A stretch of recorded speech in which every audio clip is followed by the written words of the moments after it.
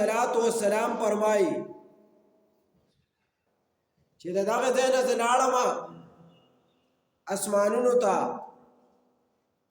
اسمان ته چې موږ ورسېدو نو لومبي اسمان کې ما وکتل چې آدم علیه السلام هغه زما سره میلاو شو او ما ته مرحبا ووی. چې آدم علیه السلام سره میلاو شنو چې ما وکتل د هغه ښي طرف ته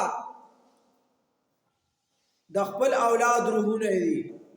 د آدم علیه السلام د دې چې آدم علیه السلام کوم اولاد دی د هغې روحونه ښي سیټ ته دي او ګس طرف ته هم د هغه د اولاد روحونه دي. ځکه د انسانانو ټولو دا چرین د هغه اولاد دی، هغه یې نیکه دی. چې کله به آدم علیه السلام ښي طرف ته وکتل نو آدم علیه السلام به ډېر خوشحاله شو،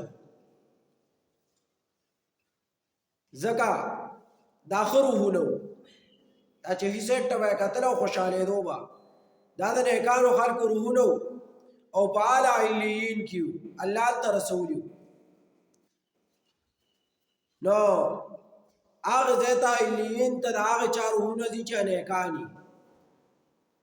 او یا شهدا یا انبیاء خو عام نیکان هم الله علیین ته رسوي مسلمانان د هغې روحونه. او چې کله به چپ طرف ته وکتل ګس طرف ته نو آدم علیه السلام به په دی باندې خفه شو، ځکه دا ګس طرف ته چې کوم روحونه وو نو د هغه پلیت او خبیث خلک وو، د هغه پلیت او خبیث خلک وو.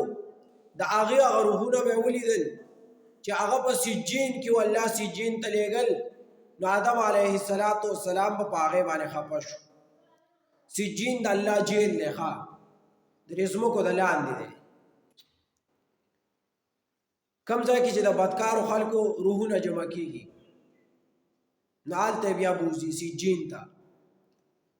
نو نبی علیه السلام وی ما تپوس وکړو چې دا څوک دی؟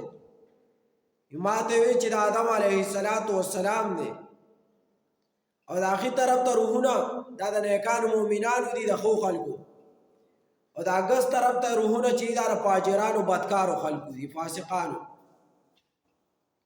د ګناهګارانو خلکو روحونه دي چې ګناهګار دي.